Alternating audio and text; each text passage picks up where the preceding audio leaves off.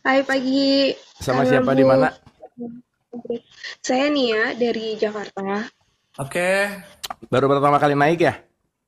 Iya, ini pertama kali. Tapi udah sering nonton? Udah Oke. lumayan sih, kayak 1,5 bulan. Aduh, saya deg-degan.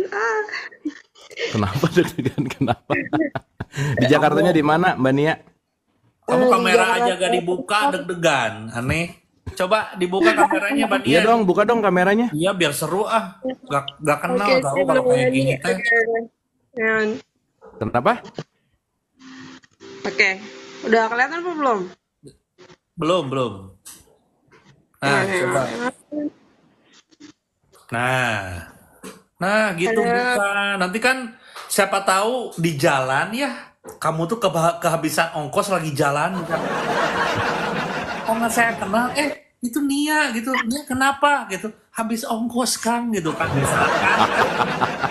Kan karena kenal gini kan bisa nanti pinjem uang ke saya. Oke, silakan. Kamu Silakan. nggak tahu saya nggak punya uang. Oke, Ya gimana? Bang Abu, saya mau nanya, apa sih perbedaan Sami Nawatona dengan kita harus critical thinking? Oh, oke. Ini pertanyaan keren banget eh. Apa bedanya Saminawatsana dan critical Dengan thinking? critical thinking gimana ini tuh aduh. Kan waktu kita belajar agama gitu ya, saya sering banget kesandung soal hal ini gitu. Di Ya. agama bilang, oh harus misalnya contoh, nggak boleh salaman sama laki-laki gitu. Maksudnya tidak bersentuhan gitu, karena ada hadisnya gitu. Mm-mm. Tapi kalau kita pakai critical thinking misalnya dalam bekerja, berbisnis gitu ya, kita ketemu orang yang misalnya tidak tidak mempunyai agama yang sama atau keyakinan yang sama dengan kita, even sama-sama muslim pun kadang-kadang ya Beda. isu aja gitu, beda. Terus apalagi kalau kita berhubungan dengan orang yang misalnya dari foreigner gitu ya, western people gitu kan, Dengan agak culture yang beda gitu ya. culture yang Culture beda, mereka negara. datang, peluk-peluk, cipika-cipiki gitu ya. Ya, right. Karena waktu saya bekerja gitu ya, saya ketemu banyak yang bukan orang Indonesia, misalnya dari luar lah ya, Thailand, Malaysia, Singapura, atau even dari Western gitu. Ya. Mereka pas saya ngomong salaman gitu ya, mereka kayak, what? Gitu, lu merendahkan gue atau kayak gimana? Aduh, apa tangan saya kotor atau gimana gitu kan? Itu kayak gitulah, ngerti kan? Oke, Kang ya? ngerti Oke, ngerti oke, ngerti. paham, Tapi paham. Mbak Nia, Mbak Nia Ya, mau saya jawab serius atau mau saya jawab basa-basi? Yang mana nih? serius, serius. Oh Saya ya sudah oke. bahasa basi. Oke. Dan Nanti jawaban basa-basinya dari saya ya. iya, nanti basa-basi dari Kang Andrew. Soalnya kalau saya jawab serius tuh pasti banyak yang bete Benar, gitu. Banyak benar. yang banyak yang gitu. Tapi oke lah ya karena ini bertanya dan ini adalah part dari sudut pandang perspektif ya. Jadi kalau kalau Mbak Nia mau nanya ke ahli fikih, saya kan bukan ahli fikih, ya mungkin Mbak Nia boleh nanya ke ahli fikih gitu ya. Nah nanti mungkin Kang Anjrit itu kan memang pernah pesantren, mungkin fikihnya bagus, nanti Ya, jawaban di Kang Anjrit pasti beda gitu. nanti pikirnya dari saya, santai Nah, aja ya. fikihnya nanti dari Kang Anjrit ya. Gini loh Mbak, Saminawa Atona itu aku dengar dan aku patuh ya. Nah pertanyaannya dengar patuh sama siapa? Kalau sekarang pertanyaannya adalah aku dengar dan aku patuh sama orang yang dengar sama kita, ingat orang itu juga mendapatkan sesuatu pasti tafsir. Tafsir itu adalah pendekatan. Dan tafsir itu nggak akan ada yang absolut benar tuh nggak akan ada gitu. Itu satu. Yang kedua, kita penting untuk menyadari bahwa segala bentuk apapun petunjuk itu udah ada di dalam diri kita gitu. Bahwa petunjuk itu nggak pernah ada di luar diri kita. Maka saya pakai bahasa sederhana bahwa petunjuk yang sejati itu datang dari intuisi atau yang kita sebut sebagai nurani gitu. Makanya secara sederhana kalau kita bicara samina wa atona, dengar dan patuh, patuhilah hati nuranimu karena intuisi hati nuranimu nggak akan pernah salah gitu. Sehingga yang penting untuk selalu didengar itu bukan omongan orang, bukan pendapat orang, tapi pendapat yang dialirkan langsung melalui utusannya yang namanya hati nurani, bahwa utusannya inilah yang akan selalu memberikan petunjuk terbaik buat kita gitu. Karena saya kasih contoh sederhana gini, Mbak Nia. Kalau kita beli TV baru, itu pasti BNIB gitu ya, brand new in box, itu pasti dibungkus. Ya, kalau dibungkus, pasti dia dikasih manual book. Dan manual booknya nggak mungkin di luar bungkus gitu. Karena manual book selalu di dalam bungkusnya gitu. Pertanyaannya, kalau TV aja manual booknya di dalam bungkus, masa kita manusia manual booknya di luar bungkus gitu? Kita sudah diberikan tempat untuk mengetahui manual itu, petunjuk itu, yang disebut namanya hati nurani. Kalau bahasa kerennya sekarang namanya intuisi gitu. Sesaat kamu mendengarkan intuisimu, intuisi itu nggak pernah salah. Kenapa? Karena intuisi itu pasti bebas dari nilai, bebas dari konsep, dan itu adalah alamiah gitu. Makanya ketika intuisimu hadir, dengarkanlah dia baik-baik. Tetapi yang menarik adalah karena pikirannya terlalu sibuk, perasaannya terlalu sibuk, emosinya nggak karuan, maka intuisi yang datang dari nurani itu jarang kedengeran gitu. Makanya intuisi akan hadir, petunjuk sejati akan hadir kalau kita lagi ada dalam keadaan tenang gitu. Makanya jiwa yang tenang itu penting banget untuk bisa mendengarkan intuisi. Nah jadi kalau tadi bicara dalam konteks sami nawa atona, aku dengar dan aku patuh, patuh sama siapa? Bukan sama omongan siapapun. Patuh kepada petunjuk langsung yang dialirkan melalui intuisi, melalui utusannya yang disebut hati nurani, di mana hati nurani itu nggak akan pernah membawa kita kepada sesuatu yang nggak baik gitu. Karena itu yang disebut dengan yang namanya petunjuk sejati. Makanya kalau Tehnia belajar kemana gitu ya, katakanlah ada guru gitu ya, belajar ke guru A, ke guru B, ke guru C. Saya selalu mengatakan bahwa setiap guru itu bidan. Bidan yang membantu melahirkan kesadaran, bayi-bayi kesadaran di dalam dirimu, sehingga kesadarannya keluar gitu. Karena semua petunjuk udah ada di dalam gitu. Makanya saya sering dituduh gini Mania, Kang Abu makasih ya udah ngasih pencerahan. Enggak, saya nggak pernah ngasih pencerahan dan nggak bisa ngasih pencerahan. Tapi mungkin dengan mendengarkan saya sebagai bidan, di mana siapapun yang mendengarkan, pencerahan di dalamnya tuh lahir gitu. Makanya orang kalau misalnya dengar sesuatu yang dia mendapatkan enlightenment, dia akan gini, oh itu artinya dia udah tahu sebelumnya, tapi belum sadar gitu. Datanya udah ada sebelumnya, tapi belum sadar gitu. Maka ketika dia sudah mulai mampu melampaui pikiran, perasaan, dan emosi, manasnya, jiwanya, maka dia akan terkoneksi dengan nuraninya, itulah yang disebut dengan intuisi. Nah, suara itulah yang jangan sampai nggak pernah didengerin, karena suara itulah yang pasti akan menjadi petunjuk sejati untuk apapun yang kita lakukan, dan dia akan selalu ngasih jawaban yang paling presisi buat semua pertanyaan kita gitu. Gitu, Mani. Kamu ini Sukampro siapa namanya teh? Nia. Salah satu intuisi nih ya yang sangat melekat tiap hari, tahu nggak itu apa? Apa? Lapar. Itu intuisi, kamu harus makan. Dan kalau udah ada rasa lapar nggak bohong kalau itu adalah lapar, betul nggak? Bener. Nah, makannya apa? Makannya apa? Tanya lagi ke intuisi. Gitu. But sometimes kita tuh kan kayak lost gitu karena kayak seperti yang bilang gitu, kita terlalu sibuk Betul. pikiran kita dengan banyaknya informasi, apalagi sosial media. Oh, si A bilang ini, si B bilang ini yang benar namanya gitu. Terus kayak bikin kita tuh ke dalamnya nggak ada clarity gitu, nggak ada clear mind gitu. Jadi menurut saya pribadi, it's hard to get my intuition, my real intuition. Iya. Gimana mau dapat clarity kalau kita nggak belajar clear seeing gitu? Clarity comes from clear seeing. Clear seeing comes from detach from your mind, thought, emotion, and feeling gitu. Sehingga, simpelnya gini Mbak, penting banget Mania itu punya waktu me time. Makanya di semua tradisi agama, itu pasti ada waktu me time-nya. Untuk detach from the world gitu. Let's say, di tradisi Islam sehari 5 kali itu kita disuruh me time loh. Betul nggak? Nanti siang ketika Allahu Akbar, okay, it's time you to resting. Saatnya kamu untuk menjarak sesaat, untuk istirahat. Dari apa? Mulai dicek ya. Yang membuat kamu gaduh adalah apa yang kamu dengar. Dicek tuh, pendengaran dicek. Yang membuat kamu gaduh adalah apa yang kamu lihat. Matanya dicek. Pikirannya dicek. Itu kan wudu. Wudu adalah sensing ketika kita ngecek semua panca indera kita yang membuat jiwa kita bergejolak gitu. Berarti di situ kita ada contemplation bahwa ketika aku wudhu, aku dengar apa ya dari subuh sampai zuhur, aku ngelihat apa ya dari subuh sampai zuhur, aku mikirin apa ya dari subuh sampai zuhur, aku ngomong apa ya dari subuh sampai zuhur, aku ngechat apa ya dari subuh sampai zuhur, aku melangkah kemana, kan itu yang dicek setiap kita wudhu, betul nggak? Itu kan sebetulnya lagi deep contemplation tentang okay, I have to me time gitu. Saya penting banget untuk memiliki me time ke dalam diriku dengan detach dari apa yang aku dengar, aku lihat, aku pikir, aku ucapkan, aku lakukan, dan aku gerak. So that's why you have to still, diam, tubuhnya diam dulu gitu. Karena hanya dalam tubuh yang diam, jiwa akan ikut diam. Karena kalau tubuhnya hektik, jiwanya akan bergejolak gitu. Makanya kan keren banget loh Mbak kalau kita ngomongin pinjam dari tradisi Islam ya. Azan satu, itu adalah hearing. Itu udah warning satu loh. Yang kedua, abis azan tuh kita wudhu, itu udah warning 2 tuh ngecek. Abis gitu qomat lagi, warning 3 coba. Abis gitu sholat itu kan terconnecting tuh. Begitu menutup pendengaran, penglihatan hati, dan I am open my heart. So that's why kita membaca Al-Fatihah. Al-Fatihah adalah opening, membuka. Membuka apa? Membuka hatimu.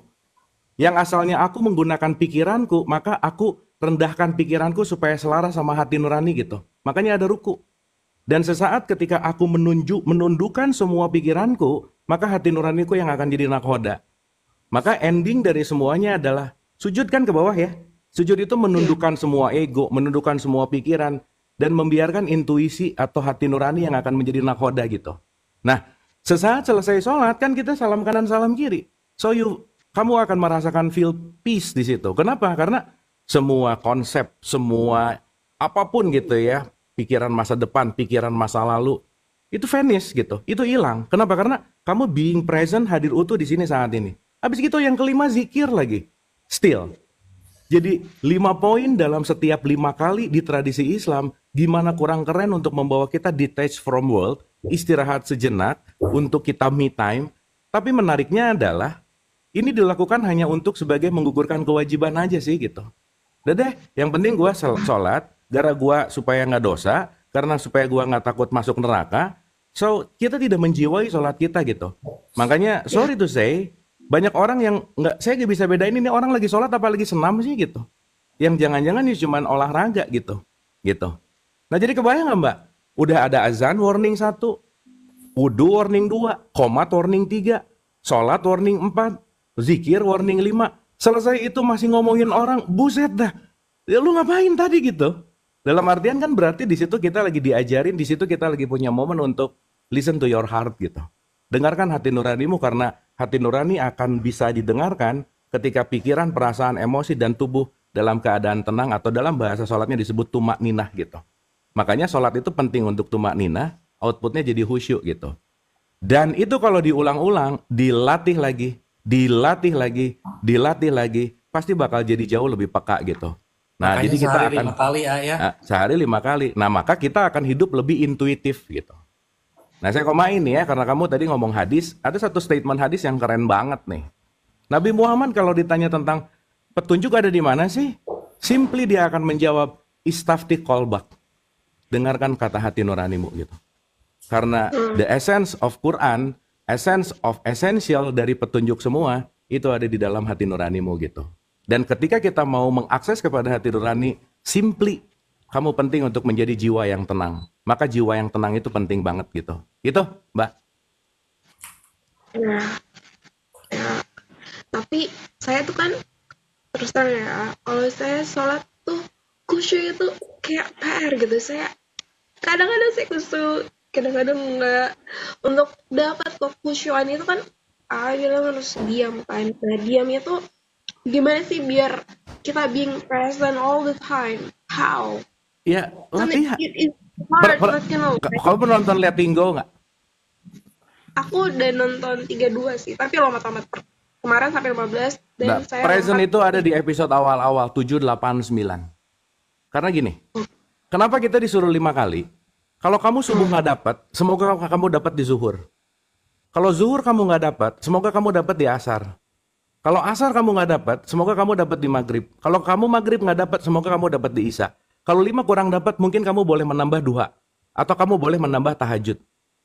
So, nggak semuanya harus dapat juga sih. Karena semuanya terjadi fluktuatif gitu. gitu. Kalau nggak dapat ya kamu pindah agama aja.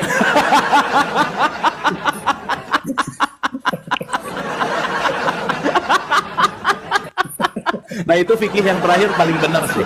Nah, kalau nggak dapat berarti kamu nggak cocok kayaknya di sini gitu. Silakan log out gitu. Gitu. Siapa tahu kan kita nggak tahu ya. Gitu. Oke. Gitu ya Mbak ya. Makanya terima pentingnya fikih itu ya di situ. Kamu pelajari fikihnya biar apa? Sholat kamu minimal ya, walaupun gak khusyuk minimal ya bener ucapannya, bacaannya minimal itu aja dulu. Setelah dari situ coba terapin ke dalam kehidupan kan banyak gitu step-stepnya. Betul. Tapi anyway ini. Mau orang nggak ngerti mau orang nggak khusyuk mau orang nggak dapet at least ketika seseorang sholat dalam 5 menit dia nggak ngomongin orang, itu juga udah bagus. Betul. Dalam 5 menit dia nggak komentar jelek sama siapapun, itu juga udah bagus. Kan nggak ada begitu Allahu Akbar. Tahu nggak tetangga kan nggak mungkin nggak gosip waktu sholat, bener nggak? Betul. At least dalam 5 menit mau nggak ngerti apapun, kamu diam, kamu nggak melakukan hal yang buruk. Itu basic line-nya ada di situ. Apalagi kalau kita ngerti semua urutan dari mulai takbiratul ihram, ruku, sujud, duduk di antara 2 sujud, sampai semua bacaan-bacaan, itu very beautiful sih. Dan itu ada gimana ya? Kekhawatiran apa ya bahasanya ya? Jadi saya ngerasa nih gue baca misalnya Al-Fatihah, saya tahu artinya, tapi kan waktu nggak selalu ingat artinya apa kan pas kita bacain kan. Terus kan banyak bacaan-bacaan lain. Itu aja saya ini artinya apa ya? Kadang-kadang lagi sholat itu tuh saya kayak kok gue sedih ya, nggak ngerti, nggak selalu ingat what the meaning of that word. Oh gitu. Kamu sedih itu karena gak ngerti ya? Beneran nggak bohong kayak nih ya Allah Hamidah. Apa ya artinya gue pernah baca tapi gue lupa gitu. Iya. Ya nggak apa-apa sih Mbak. That's okay. Anyway, that's okay. Ya itulah kenapa yang penting kita still learning gitu. Itu yang paling penting. Ya belajar. Saya sarankan betul. nonton coba Letting Go. Dan kalau mau ngerti Al-Fatihah, cari di YouTube saya Abu Marro Al-Fatihah. Itu saya pernah kupas part by part. Dan semoga itu bisa menambah sesuatu untuk dipahami tentang konteks dari sholat gitu. Itu sih. Gitu. Dan kalau boleh saya tambahin lagi, please do meditation. Meditation helps a lot. Helps a lot. Gitu. Ya, Oke. Dilatih dulu, dikunyah dulu, diicip-icip dulu, dialami dulu, dan dilatih. Nanti kapan-kapan naik lagi. Oke, thank you ya. Terima kasih,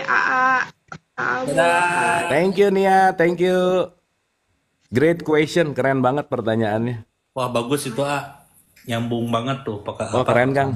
Keren ini pertanyaan asik Opening yang menantang Bener dia katanya tidak dapat intuisi tersebut, katanya tiap sholat ya gak apa-apa terus aja ya, semoga nanti dapat lah gitu ya, semoga gitu suatu saat ya. Kalau gak dapat ya coba agama lain sih kalau menurut saya. Ya benar, siapa tahu ke sini lebih enak gitu ya, karena mungkin di sebelah ada musik-musik yang enak gitu Kang. Nah kan ada yang Oh kalau gitu di DWP Kang beda, salah, itu Anda agama beda itu ya. Nah, itu DWP namanya ya. Nah. Jangan kakak. Atau mungkin Anda beribadah ke sayap suci gitu misalnya, boleh sih ya. Holy Wings.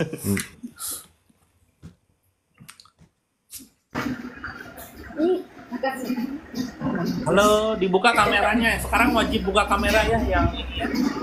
Takutnya kalian nanti tersesat di jalan. Halo? Ya, halo. Dibuka Bu kameranya, sekarang tuh wajib kalau naik harus buka kamera. Oh iya kah? Ya, gitu. Halo. Iya. Ini lagi di mana Mbak? Kok kayak berisik? Lagi di mana ini? Oh lagi di toko. Di toko. Oh iya boleh. Gimana? Sama siapa di mana? Mbak? Saya sudah di Pinrang. Oke.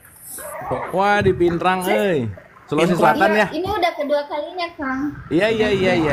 Apa kabar? Alhamdulillah baik, Kang. Masih panas nggak Pinrang? Panas banget. Ini Pinrang masih di mana? pagi tapi udah panas banget. Pinrang Sulawesi Selatan kan? Oh. Iya. Wah, Luhuran Makassar sedetik. panas banget di Gimana sini. gimana Mbak? Mau nanya tentang ini Kang. Jadi problem buat Oh anak-anak iya, saya ingat yang ngajar. EE-an ya. Iya. Pasti ada saya. Nah, pokoknya kalau orang selatan tuh ada ada ki, ada mi pasti kan. Iya, iya, iya, Ki, iya. mi, ki, mi udah gitu aja kan. Kebanyakan Ya, silakan, silakan. ya gini Kang. Mau nanya tentang cara buat mendidik anak buat mau sholat gitu. Oke. Sedang saya kan anak-anak saya kan tinggalnya bareng sama ibu ya, nggak bareng sama saya.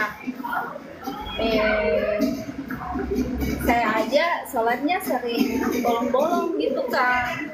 Terus Jadi mau nyuruh anak buat sholat juga rasanya malu. Anda ini. Anda pengen anak super sholatnya apa? Tiap 5 menit Anda sendiri jarang sholat Anda ya. Ya jadi gitu Kang, malu gitu. ya balik lagi sih Mbak. Gini loh ya. Apapun konteks itu kita penting banget untuk kita menyadari bahwa sholat itu kan ada beberapa layer gitu. Dia bukan hanya untuk dalam konteks ritualnya aja kan. Gitu. Tapi kan buat anak-anak penting banget juga untuk membangun si muscle memory namanya kebiasaannya gitu. Nah, jadi ya udah gini, menyuruh anak sholat yang terbaik adalah dengan mencontohkan sih memang. Udah pasti aja. Gitu. Dan ya kalau bisa tuh ingat loh ya, sholat itu jembatan. Titik sampainya tuh tidak keji dan tidak munkar. Itu penting loh. Jadi kalau bisa buat para orang tua, jangan nanya, nak udah sholat atau belum. Jangan nanya itu terus. Tapi tanya berikutnya, nak kamu hari ini pelit nggak? Nak kamu hari ini maafin orang nggak? Nak kamu hari ini emosian nggak? Itu juga penting loh. Karena output dari sholat itu adalah ketakwaan. Dimana takwa kan kita udah bahas ya, ada 3 tuh. Bahwa orang yang takwa adalah orang yang tidak pelit. Orang yang mampu menahan amarahnya. Dan orang yang mampu untuk memaafkan orang gitu. Nah jadi alih-alih kita nanya udah sholat atau belum, tapi jarang dicek hasilnya gitu. Dan banyak orang tua yang udah sangat puas ketika anaknya gini-ginian aja gitu. Iya anak saya rajin sholat. Ya oke lah kalau TK SD. Tapi coba tolong diluaskan lagi pemikirannya bahwa bukan hanya ini gitu. Bukan hanya gerakannya gitu. Tetapi output implementasi dari sholatmu itu apa gitu. Sehingga ya balik lagi, hal yang terbaik untuk kita mengajarkan sholat kepada siapapun termasuk anak, salah satunya khususnya, ya dengan contoh, mau nggak mau gitu. Kan saya sering ngomong gini juga ya, Mbak, sorry nih, banyak banget anak-anak sekarang mau Gen Z kayak apa, agak lebih apatis sama pengajian gitu misalnya. Apa sih pengajian mulu? Kenapa ibunya sering pengajian kelakuannya gitu-gitu mulu gitu. Akhirnya dia mikir bahwa nyokap gua ngajinya sering kok gini-gini mulu ya. Nyokap gua sholatnya sering kok gini-gini mulu ya. Nggak ada dampak gitu.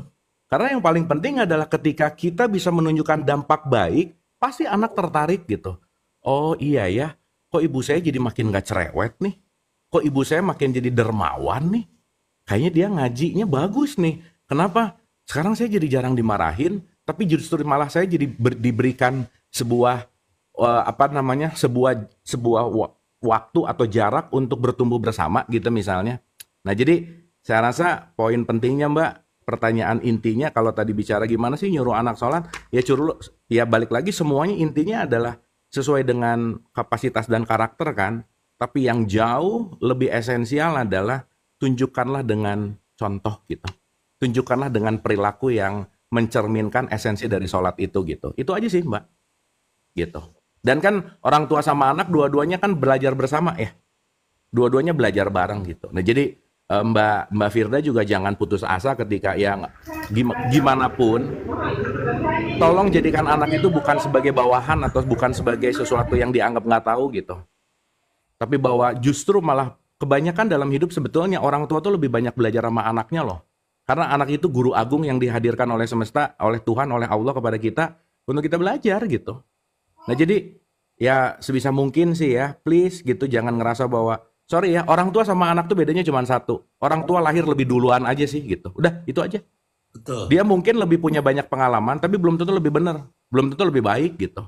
Jadi nggak usah ngerasa bahwa aku orang tua, kamu anak dengerin aku ya. Jangan gitulah gitu. Kenapa? Karena Orang tua juga ada salahnya kok. Dan sorry to say, ya maaf ya ini bahwa nggak ada loh satu perintah apapun anak suruh ngikutin orang tuanya gitu. Orang tua yang kayak gimana dulu yang harus diikutin gitulah kira-kira. Nah jadi saya rasa balik lagi Mbak, belajar barengan aja. Jangan gengsi untuk belajar, jangan gengsi untuk ngajak anak belajar bareng. Karena sekali lagi inti dari hubungan orang tua sama anak adalah bertumbuh bersama menjadi guru dan murid sekaligus. Dan kata kuncinya adalah bagaimana sama-sama meningkatkan kesadaran gitu. Saya rasa gitu Mbak. Oke ya Mbak ya. Gini Kang, anak saya kan udah gede ya Kang, udah remaja semua. Yang pertama udah SMA, udah SMP. Jadi mereka jadi punya Pendirian masing-masing apa ya gitu. namanya ya? Iya udah punya dunia masing-masing. Iya. Yang Iya. anak saya yang SMP udah mikir udah lebih milih temennya gitu. Betul, Tapi pasti ya karena ibunya tidak enak untuk dipilih ya. Gini Mbak. tapi gini Kang, jadi Iya. mereka jadi yang kedua anak saya yang kedua itu dia susahnya teman Kang. Dia karakternya dia beda, dia nggak pandai dalam bersosialisasi atau apa, saya juga nggak ngerti. Dia jadi tapi dia pengen punya teman tapi temennya nggak banyak gitu. Ya. Ya, balik lagi kan, itu penting banget ngobrol sama anaknya kan banyak faktor gitu loh Mbak. Betul. Dia ada gimana, karakternya gimana, terus mentalnya seperti apa, itu sangat banyak hal yang harus dikupas sih. Jadi gak bisa secara general ina itu nggak bisa gitu. Itu memang harus ngobrol sih gitu. Tapi intinya gini Mbak Firda. Jadilah orang tua yang selalu mau menemani anaknya bertumbuh. Dan ingat ya, tugas kita semua tuh nggak bisa maksa. Tugas kita hanya memberikan inspirasi dan memberikan contoh selesai. Selebihnya, setiap anak punya journey itu apa ya? Setiap anak punya perjalanannya masing-masing, punya kurikulumnya masing-masing. Setiap anak punya benihnya masing-masing. Dan jangan jadi orang tua yang memaksakan benih anaknya yang tidak sesuai dengan benihnya gitu. Betul. Jadi kalau anaknya benihnya cabe, biarkan dia jadi cabe. Kalau anaknya benihnya durian, biarkan dia jadi durian. Jangan menduriankan cabe atau mencabekan durian gitu. Karena dia nanti nggak akan tumbuh sesuai dengan apa yang udah ada dalam bakat di dalam dirinya gitu. Nah, tugas orang tua tuh hanya menemani anak untuk menemukan bakat alamiah di dalam dirinya. Dan membiarkan dia menjadi dirinya gitu. Gitu. Makanya Mbak, belajar untuk tidak terlalu overthinking, untuk less worry, untuk mengurangi tingkat kekhawatiran. Karena kenapa? Mereka punya jalannya masing-masing kok gitu. Gitu, Mbak Firda. Oke ya Mbak Firda ya. Sip. Sip ya. Oke Kang. Semangat ya. Intinya Mbak, satu poin terakhir ya.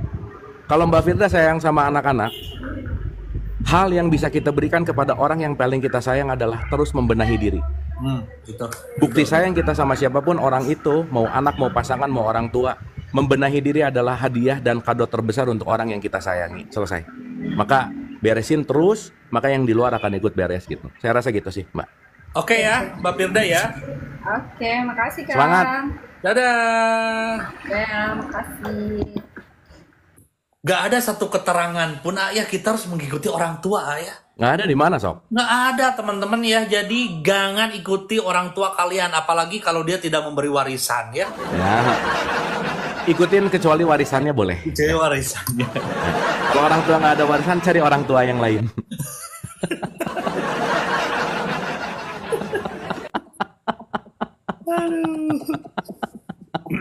Kenapa double gini, Bu? Ada 2 handphone ya? Oh ya.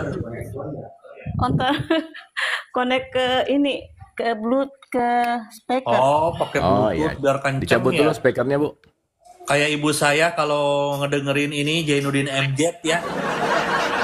Pakai radio gede-gede tiap pagi kan kalau di kampung tuh kayak gitu, Wak. Nah, ini juga sama mungkin dari TikTok dikeblutoothin ke speaker. Jadi kedengaran keluar gitu kan. Benar. Anjir, tuh ketika saya lagi bercanda teh orang-orang sana nggak dengerin. Halo, Mas. Assalamualaikum. Waalaikumsalam. Ya, Mbak. Salah. Sial. Mbak Mas ini jangan-jangan Bluetooth nyambung ke speaker masjid lagi. Wah, gawat. Ya. Mbak Yuli di mana, Mbak? Di Kendari. Oh, di Kendari. Iya, Sulawesi Oke. Tenggara. Gimana? Ini kan eh, Ntar ini baru udah nonton berapa lama? udah lama sih sering nonton-nonton VT-nya kalau lewat di Berandat. Terus kalau live-nya ini setiap hari. Oke, mantap. Thank you Mbak Yuli. Silakan gimana Mbak Yuli? Penyajiannya juga sering di ini. Pokoknya kalau ada Kang Abu yang live, saya nonton terus. Oke. Silakan Bu, Ini gimana? lebih ke anu sih apa? Soal memaafkan. Ya, kenapa memaafkan? Ini kan ceritanya pernah ada teman minta tolong Terus? pinjam duit sekian gitu kan. Pada saat itu saya juga lagi nggak ini, maksudnya saya nggak ada uang untuk yang dia minta itu. Terus saya tapi kan sama teman ini kan kita sudah akrab seperti saudara, Betul. sudah berapa tahun gitu, ibarat makan tuh kita sepiring berdua lah gitu. Oke. Nah terus katanya kepepet ini, ya saya bilang lagi nih, kalau saya usahakan eh kira-kira ini uang kapan dibalikin, soalnya ini punya saudara, saya bilang ini juga nggak bisa dipakai lama-lama karena mereka ini kerjanya uangnya diputer gitu. Hmm. Katanya saya balikin bulan ini juga. Nah terus lama-lama sudah tiba waktunya yang dia janjikan, belum ada ini kabar. Saya chat lah, bagaimana kabarnya? Karena uang ini kan janjinya sekian. Jadi saya bilang ke orangnya juga begitu. Ya udahlah, dia alasannya, oh iya saya nanti begini-begini. Ujung-ujungnya sama temen yang lain dia keliling minta pinjaman, tapi dia cerita saya ini menagih belum waktunya gitu. Oke. Ya disitulah saya kecewa sekali. Karena kan saya bela-belain bantu kamu. Kok bisanya begitu? Saya tidak sangka kan. Hmm. Saya kecewa sekali sampai cuma dendam enggak, benci enggak. Tapi kalau sejauh ini kayak dia minta tolong lagi, apalagi saya nggak bisa lagi gitu. Terus permasalahannya apa? Maksudnya kalau saya seperti itu, apakah saya salah atau karena selama ini saya sudah berusaha kayak kita sholat apa, tapi itu mengganjal terus di hati saya gitu. Secara teman juga ini kita setiap hari ketemu, kadang minta tolong minjem duit gitu. Tapi saya nggak, selama habis kejadian itu saya walaupun saya mau bantu kayak saya sudah nggak ikhlas gitu.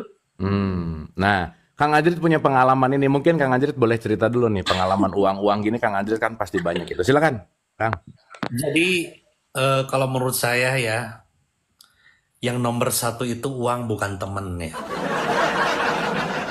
Ingat ya, temen sedekat apapun ya nih. Ingat, temen mau sedekat apapun ya.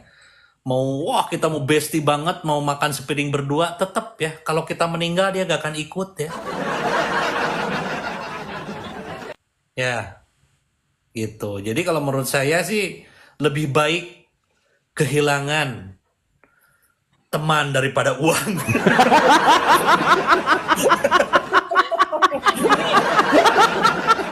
Tapi kan, ini Bu Yuli itu arah-arahnya akhirnya mau gini sih. Kang Ajrit kalau gitu saya mau pinjam dulu boleh nggak? Kayaknya gitu sih kira-kira ya. Saya itu pertanyaannya lebih ke ini, apa ya? Kita nggak boleh pelit, ya gitu. Ya. Ya. Maafkan. Oke. Terus Mbak. ceritanya gini, saya Ya. bagaimana ya? Saya secara dia kalau minta bantu, saya sudah nggak bisa begitu. Apakah saya ini tidak memaafkan atau bagaimana? Nggak gini Mbak, gini. Ingat nggak waktu saya cerita ada 3 tipikal orang. Satu, orang jahat. Orang jahat dia selalu no keluar, tapi yes ke dalam. Orang lain susah, nggak peduli apa yang penting aku untung, itu jahat. Oh, gitu ya. Yang kedua orang Merugikan baik, orang Mbak. lain lah ya, itu jahat. Mm-mm. Berarti kan. Yang kedua tuh orang baik, Mbak. Orang baik itu biasanya yes keluar tapi no ke dalam. Ke orang lain oke, tapi buat dirinya menyakiti terus gitu. Orang baik itu nggak kayak bisa Mbak. nolak, nggak bisa bilang enggak, nggak bisa mengungkapkan perasaannya. Iya aja. Apa dan itu orang baik tuh. Makanya orang baik selalu akan lebih menderita daripada orang jahat. Udah pasti aja. Betul. Makanya saya selalu bilang cepat berhenti jadi orang baik, tapi jadilah orang sadar gitu. Karena kalau sadar, yes keluar, yes ke dalam. Kalau misalnya saya nggak bisa, gini Mbak, penting banget untuk kita mencintai diri, self love namanya. Tapi antara self love dan selfish, mencintai diri dan egois itu beda tipis memang. Saya kasih contoh. Kalau saya tidak bisa membantumu karena aku nggak sanggup dan aku menolak untuk membantu, itu namanya aku sedang mencintai diri gitu.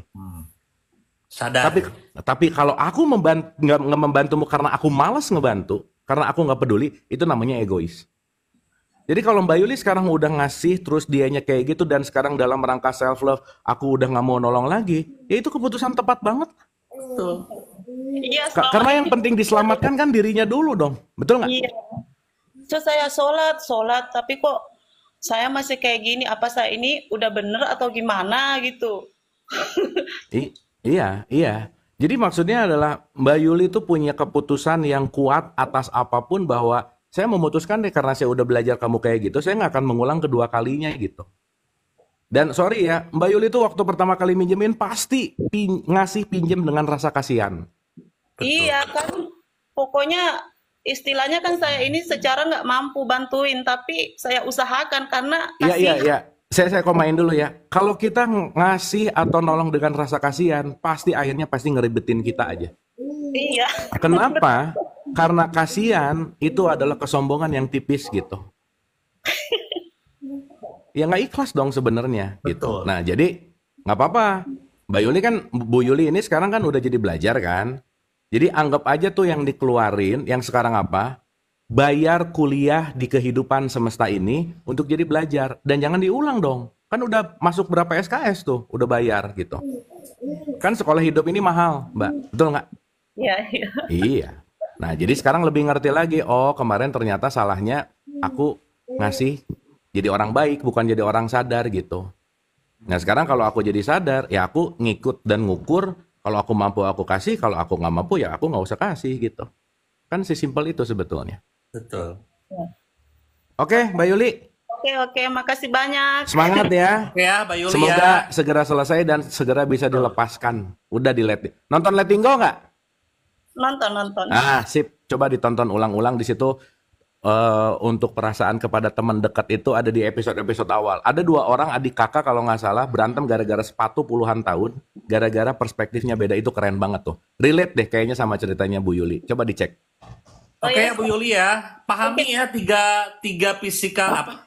Tiga tipe lah. Tipe orang tadi ya. Jangan sok-sok kayak malaikat Anda ya. Ya nggak apa-apa saya. Pertanyaan saya selama ini. Terima kasih banyak Kang Abu. Makasih Mbak Yuli. Dadah. Semangat. Waalaikumsalam. Salam. Wah, banyak sekali orang yang nggak enakan kayak gitu tuh, ah. Oh banyak Kang. Dan bener kata Kang Andrit sih, mau setemen apapun kalau udah urusan uang tuh, Wah, udahlah. ah, udah urusan uang mah gak ada temen, gak ada apa, ah. Udah sih Kang, bener Kang. Serius, ah. Bener. Jadi uang ini adalah power tertinggi ya. Uang adalah keimanan tertinggi Kang. Oh, keimanan tertinggi ya, Iya. kasta tertinggi keimanan itu uang, teman-teman. Iya. Karena kemana-mana kita bawa, nih Kang, contoh ya. Betul, Kemana-mana kita bawa 100.000, betul, ini semuanya nggak akan nolak dan sepakat ini 100.000. benar banget, ah. Tapi kalau kita bawa mazhab, beda tafsir, bisa berantem Kang. Wah, berantem, ah. Nah, jadi ini puncak keimanan tertinggi itu ada di uang sebenarnya. Ya, yang 100 itu puncak keimanan tertinggi di Indonesia. Soalnya Di kalau Indonesia. ke Zimbabwe beda. Beda ya. Kecuali kalau ke Zimbabwe ini nggak laku. Beda. Pemersatu bangsa itu ya. Dan orang yang berantem gara-gara beda mazhab sama ini selesai Kang. Selesai ya. Selesai mau. Yang sok-sokan ya selesai ya. Kayak kemarin kan, ada yang tukang SA Ah, Jualan viral, tahu kan? Kak? iya iya iya. Dihina-hina. Itu yang salah siapa, A? Menurut A? Coba. Nggak mau bahas Kang ah. Yang salah ya, yang salah tukang es. Ah, Menurut saya. ah, Udah tahu lagi pengajian kan, malah ah. jualan es. Harusnya jualan agama Anda ya.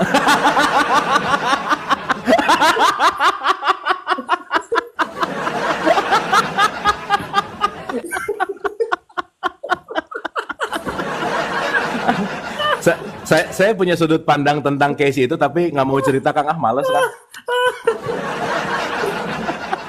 Entah ya, saya selalu membela yang tertindas kan. Tapi dengan cara yang berbeda. Dengan cara yang berbeda, benar. Jadi memang jualan agama tuh selalu cuan sih Kang. Dia salah tukang es, bener nggak? Udah Ah. tau lagi pengajian malah jualan es, jadi dihina lah Anda ya. Harusnya jualan agama. Lanjutin ya. Satu lagi Kang. Satu lagi ya. Aduh, ini good start nih, Senin asik banget eh. Ini asik banget ya. Jangan Halo. direkam ya, yang barusan pasti viral tuh saya ya. Soalnya lagi rame banget itu, aduh. Halo, Mbak. Ada siapa ini? Ibu Tini, Kang. Oh, Ibu Tini. Ibu Tini di mana? Hampa, Ibu. Gak lupa diangkat. Iya, silakan Ibu Tini di mana, Bu? Tar, Kang Adil kalau dengar kata hampa apa yang kepikiran Kang? Kalau hampa-hampa gitu sih bagi saya mah orang-orang yang kesepian aja sih. Karena saya belum bisa bertemu dengan cinta sejati. Tuh kan, kata saya juga benar. Kan jauh lah. Bukan berbentuk manusia ya, tapi sang halik gitu kan. Oh iya. Oke, siap. Oke, siap. wah berat nih. Ya silakan Bu Tini. Ibu. Saya Ibu Tini, Oke. untuk sekarang domisili di Cibitung, Cibitung. aslinya dari Ciamis. Oke. Siap. Teman-teman jangan lupa berteman ya sama ruang hampa Ibu Tini. Terima kasih Kang. Iya. Lagi Gimana, sedih gimana? Ibu Tini ya. Silakan. Cuma pengen sharing ya Kang ya. Boleh. Sebelum kenal Kang, apa saya gemeteran Kang? Iya. Sebelum kenal dengan Kang Abu, Kang Adrit, emang sebelumnya saya alhamdulillah telah bertemu dengan seseorang yang saya itu cuman diminta untuk mengikuti beliau, dan beliau tuh cuman begini ke saya itu cuma pengen jadiin kamu itu orang yang benar-benar sadar gitu. Nah, jadi ketika saya mengikuti Kang Abu, saya baru tahu nih kesadaran itu seperti apa, karena emang apa yang disampaikan oleh Kang Abu gitu. Nah, kalau pertanyaan saya sih berhubungan dengan kesadaran dan energi juga ya. Jadi untuk sekarang gitu, di saat saya mengikuti Kang Abu, Kang Adit, mungkin di situ tumbuh kesadaran. Jadi energi Kang Abu itu seperti masuk ke saya ya. Jadi saya bisa sesekali, emang saya banyak lupanya. Sesekali suka eling saat lagi masak. Oh, kita harus fokus ke napas ya, terus jangan Kerasa gitu. Kerasa. Iya, jadi Hati kerasa.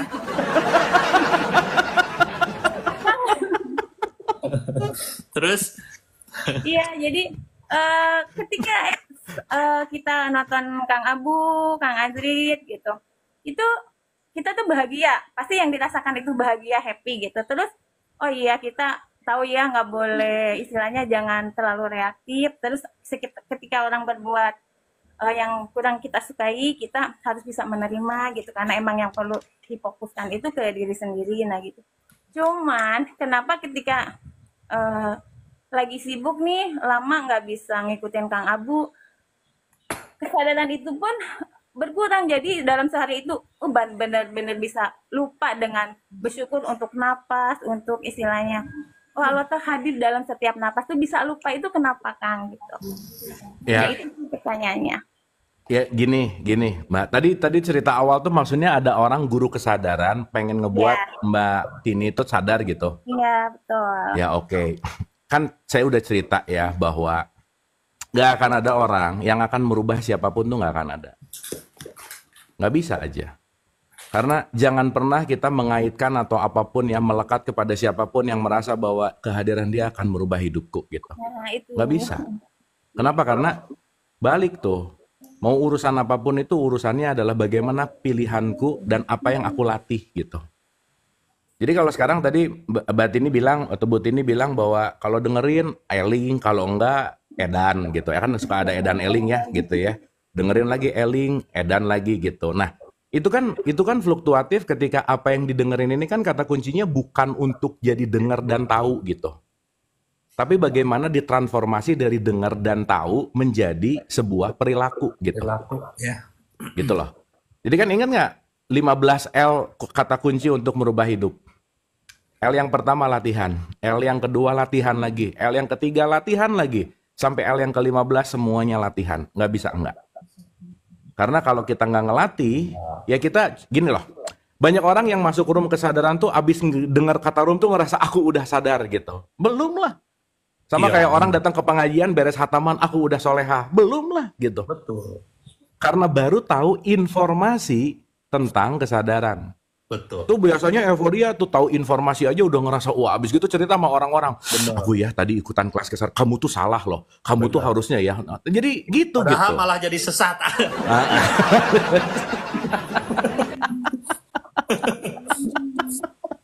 Gitu loh Mbak. Nah jadi intinya Mbak, sorry ya, mau itu guru A kayak guru B, guru C, buat saya semua adalah guru sih. Setiap yang dihadirkan dalam hidup kita tuh sebetulnya ada guru. Saya pinjam perspektif Hindu, di Hindu tuh ada kata-kata guru. Nah, Iya ini guru A. Itu guru saya itu tuh. itu. Nah, itu salah satu yang datang tadi tuh itu bagus tuh ya. Itu mah guru saya itu. Lumayan ada lucu-lucu gitu di gambar-gambarnya ya. Nah, kayaknya udah lama nggak ada gitu-gitu ya Kang ya? Kayaknya ya. Nah, jadi balik lagi gitu bahwa siapapun yang kita hadirkan atau siapapun yang dihadirkan ke kita gitu maksudnya, apa sih pelajaran yang bisa kita ambil dari siapapun itu gitu? Karena yang tadi di awal saya bilang bahwa semua yang di luar kita tuh bidan. Siapapun kita didatangkan kepada siapapun yang akan melahirkan bayi kesadaran di dalam diri kita. Karena yang bisa ngelahirin itu cuma diri kita sendiri dalam tanda petik gitu. Nah jadi saya rasa Bu Tini dilatih aja gitu. Jangan didengar terus tapi dilatih.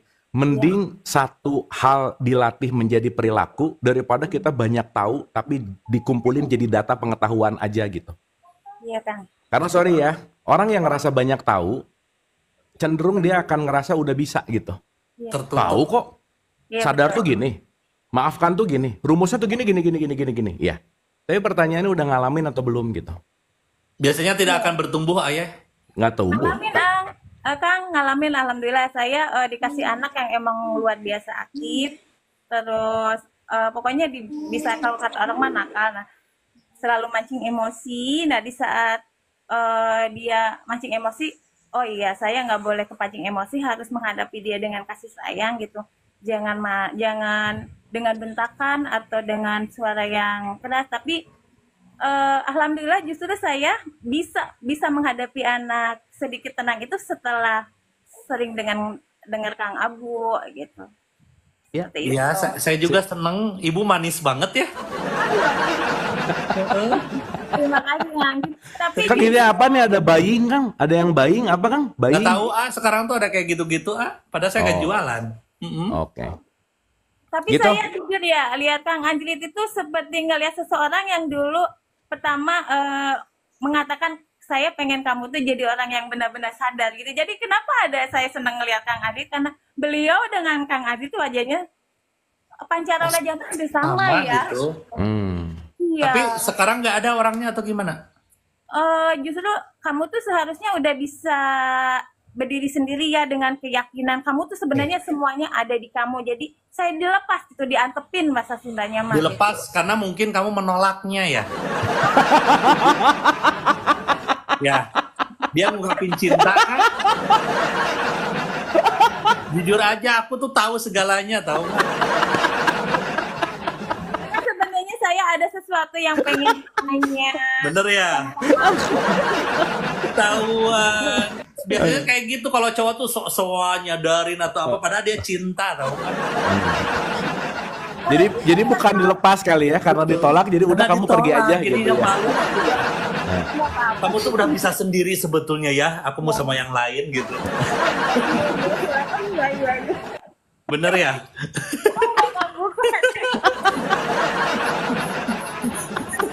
Sebenarnya saya tuh ada yang pengen ditanyakan dengan Kang Abu, cuman ini masalah privasi banget kali ya. Jadi pengennya tuh bicara langsung gitu, jangan di forum gitu, tentang energi yang bisa diberikan melalui, mohon maaf ya Kang, yang hubungan suami istri gitu loh.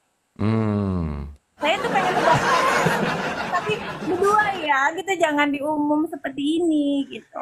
Iya. Boleh di apartemen itu. Kan energi suami istri katanya kan. Ini suami itu bisa mempengaruhi gitu. Nah saya tuh pengen bertanya sebenarnya gitu, cuman saya nggak berani di umum seperti ini. Wah, hati-hati ini ibu kena virus plimplem kayaknya nih ya.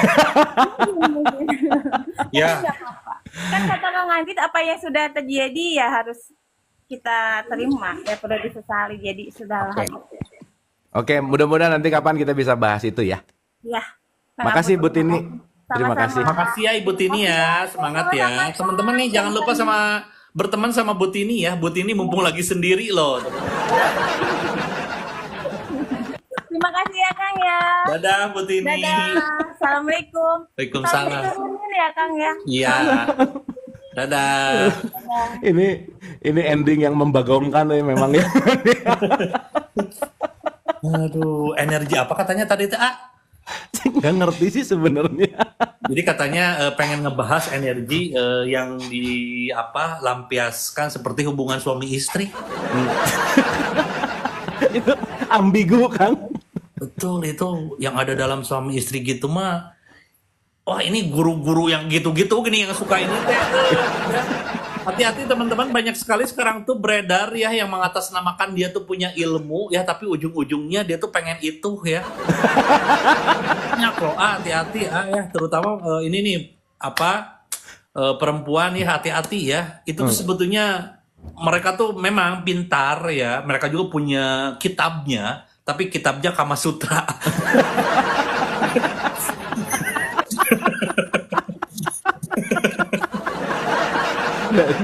Dan Kama icip ya kan ya, pengen icip gitu ya. Pengen icip-icip gratisan itu tuh ya teman-teman. Iya benar-benar Kang, benar-benar Kang. Wah, ini good star ya, Senin Good seru start. sekali. Senin dan ending yang membagongkan ya Ibu Oke, Tini nanti keren. Januari kita coba punya tema live kita ya. Oh pakai tema gitu? Ini pakai tema misalkan apa gitu. Ayo. Iya, kayak misalkan orang punya sesuatu atau dia bisa nulis atau apa, atau misalkan dia nyanyi atau apa gitu, biar seru Siap Kang, nanti kita Ya. selipin jadi talent gitu, Betul gitu ya. Biar nggak boring nih, saya dengerin terus masalah orang. Aduh. Kalau Abu mah kan udah sadar, udah enak. Kalau saya kan belum sadar gitu. Jadi saya pusing saya nih, masalah ini masalah itu gitu. Dan semoga tahun depan ada singa Kang ya. Betul. Iya. Minimal sehari 2 cukup sih Kang ya. Oh, cukup Cukup banget, ya. Nah, lah, oke lah. Sehari 2 aja singa ya teman-teman ya. Jadi sebulan tuh kita 60 juta ewang ya. Oke, thank you banget ini Abu. Kang nuhun ya. Saya harus langsung ke Cipete nuhun pisan. Ya, Teman-teman, thank you ya Kang Anjrit sehat, Teh Ajeng, Guni sehat. Teman-teman semua yang hadir di sini semua sehat dan bahagia. Terima kasih sudah bersama pagi hari ini. Semoga ada sesuatu yang bisa diambil dan kita bisa terus belajar. Dan yang paling penting adalah love you all. Bye bye.